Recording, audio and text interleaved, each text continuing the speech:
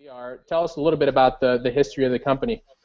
Sure. I mean, Santini's been producing clothing for cyclists around the world for about 50 years out of Bergamo, Italy.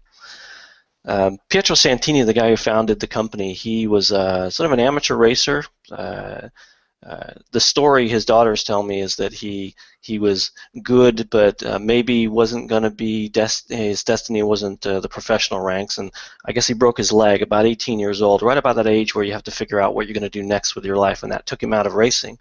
So he convinced his sisters, who owned a little knitwear factory, to let him set up a machine, and he started producing jerseys for his racing friends and teams he was connected to, and that blossomed and grew, and he took that factory over. And today, Santini's 120 employees, still based in a factory in Bergamo, Italy, still producing all the clothing right in the same place.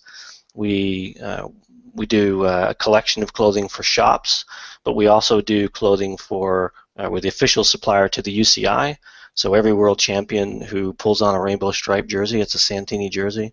We do all the clothing for the Giro d'Italia. So if you're standing in pink at the end of the day in the Giro d'Italia, that's a Santini jersey. We do clothing for Green Edge, Vacansoleil, Katusha, and about 1,000 clubs and teams around the world as well. That's Santini. That's really cool, and obviously you're getting into triathlon as well. You've got a couple of pieces next to you. So tell us a little bit about what Santini is doing with on the triathlon end of things. So that connection to the cycling world puts us in contact with people who are a part of the organization of cycling. And one of those contacts is David McQuaid, Pat McQuaid's son, who runs a distribution company in Ireland. And David's connected to the Irish Olympic team. So all during the lead up to Beijing, we were working with David and the Irish Olympic team to develop triathlon racing suits for the Olympics. And that led us to develop a couple of, a racing suit and a two-piece suit for training as well. And we've sort of taken everything that we learned, all the feedback we got from those guys in the lead up to Beijing, and we created these suits available for commercial purchase or for purchase by the general public, as well as suits that we can customize in team colors and logos for anyone who wants to buy or put together a team look for themselves in triathlon as well. That's our launch into triathlon. Two-piece suits for men and women and a one-piece racing suit for men and women. And what we tried to do is take some of the things we learned over the last 50 years on the cycling side about comfort and fabric and the technical aspects of putting a garment together for competition and translate that into triathlon. So if you want, I can give you a quick rundown on what Harry and Sally are wearing here. The racing suit, a couple of things that we bring over from cycling. Most of our paddings in our shorts are based with a central core of silicone. Silicone is a great material to use in cycling chamois because it's sort of a memory it never changes or loses its shape over time. It doesn't degrade like foam does. It provides cushioning, and it also can be constructed in a way that's breathable and can move heat and moisture away from the body. So it's sort of like the perfect core for a cycling chamois. Triathletes need a lot less material in that place. They don't need as much material as a cyclist to wear. So we created a custom chamois using a core of silicone that is covered in an antimicrobial fabric that tries to shed water as quickly as possible. And that's what we took from cycling and put into our triathlon suit. So I know that we're still refining. I think over the next year we're going to come out with a revision of that chamois and a revision of this suit, and we're still sort of learning our way through how to make that durable and comfortable for athletes at the elite level, and then translate that into something that is wearable by the average athlete as well. So right now our chamois is really geared towards the average athlete, and we're refining it for the elite athlete. We also use a water resistance treatment on our fabric from our cycling products called Aqua Zero. Aqua Zero is a chemical dip that we put fabric through. It's a process that makes the fabric essentially repellent to water. It's not 100% waterproof, but because the water doesn't totally soaked through into the fabric like it would like cotton, for example, or a standard lycra. When you come out of the water, this thing dries out very quickly and it sheds a lot of water very quickly. That's another thing that we learned from our work with our professional cyclists who race in nasty conditions in early spring, is to treat fabric with Aqua Zero. Everything else is just, quality and details. We've got people sewing down on the floor that have been with us for 35 years and putting them into putting the seams together and knowing how to put the zipper in properly and really build a quality garment that's going to go out and stand up to repeated use in training, repeated washing, and repeated use in competition without breaking down over one season for you. That's kind of our story about what we're doing with that. Kevin's probably got more experience with wearing this because I'm not quite ready to put myself in something that skin tight, but it's an ITU zipper. It's this panel construction is meant to kind of pull the entire garment together against the body to keep it tight and aerodynamic. So if you're running in it or coming out of the water in it, this is it goes onto the bike smoothly. I don't think there's any challenges with aerodynamics and comfort. I don't know, Kevin, what would you change? What should we do better? I have to just take a step back real quick. One thing that I've noticed about Santini garments is before I was with Santini, I actually have a racing top. I actually have a two-piece top, just one. There's just the top here. I'm not sure if you can see just the logos that I have on here, like Infinite and Beyond Aero and Bond. But how are these? I was trying to figure out how these were actually put onto the garment, because they're not. It's not like heated on like a sticker and stuck on like you see with like a lot of other manufacturers. It's actually like part of the garment. Yeah, sure. So we make.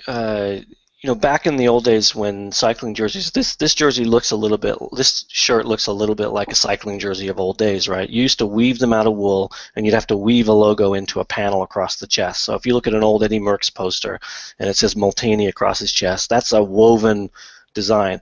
In the early 80s, there was a fabric that came out called racing silk, which was a white fabric you could print onto, and that's when we started putting logos on jerseys. So what you're seeing in that jersey is our ability to print on fabric coming from our days of producing, our 1,000 teams and clubs we produce cycling clothing for. The process is pretty simple. This fabric is actually white, and we use screen printing to apply the logos and turn this into a fabric that's got multiple colors on it. There's two ways to print white fabric, or print the I'm going to take one step back and I'll give you kind of the whole process. So in order to get a design onto a white piece of fabric, you have to transfer it.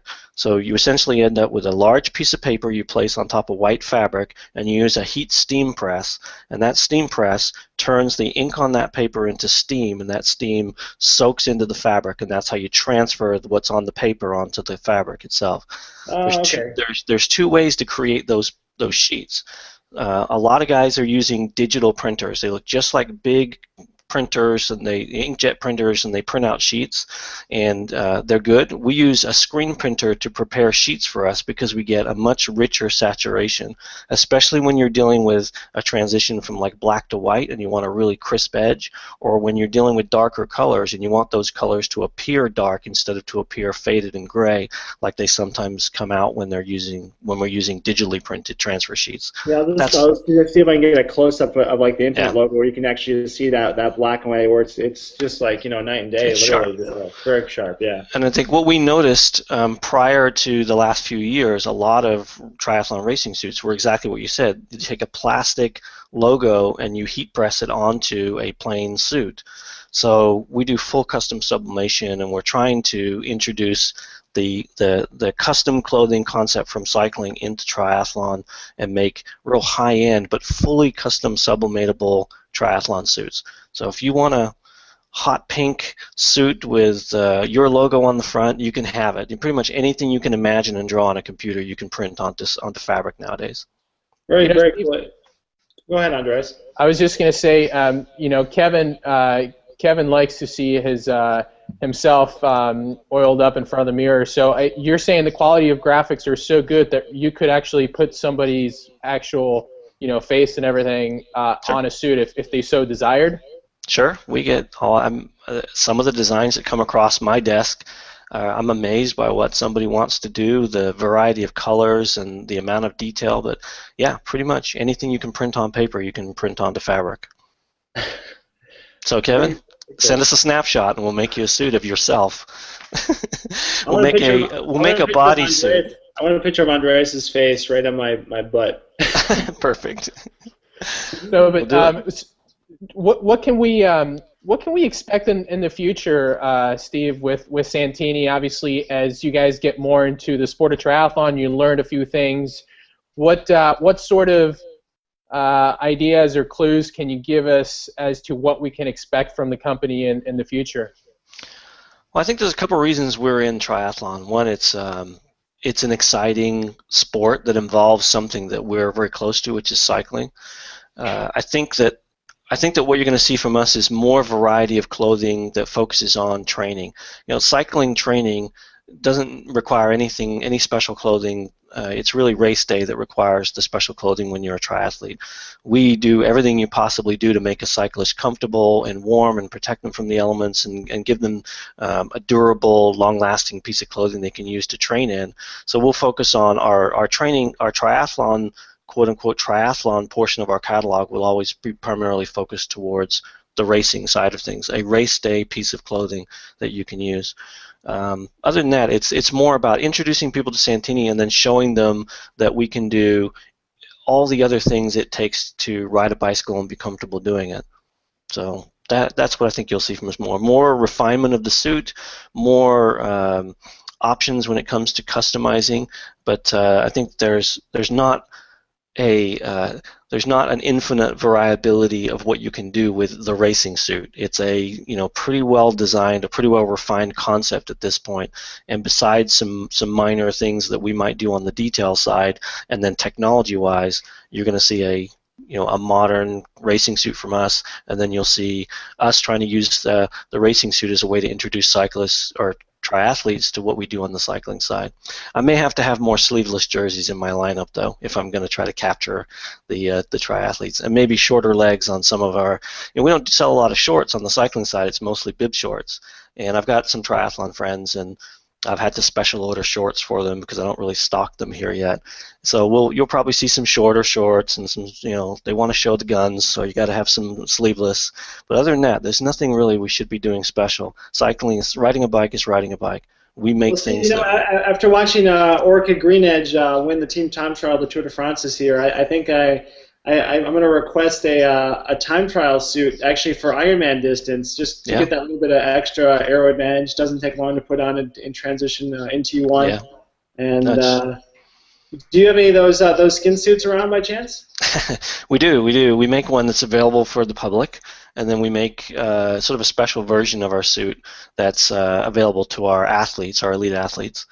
That we've been developing the time trial suit with the Australian Institute of Sport, the national program for Australian athletes, for 13, 14 years. And our triathlon suits have been worn to time trial world championships and gold medals at the Olympics. It's something we're very, very proud of. The suit that you see those elite athletes wear, if I sold that to the general public, it would last 3 rides and they would scream at me. It's really a very purpose-built. The fabric is very specifically designed for that day.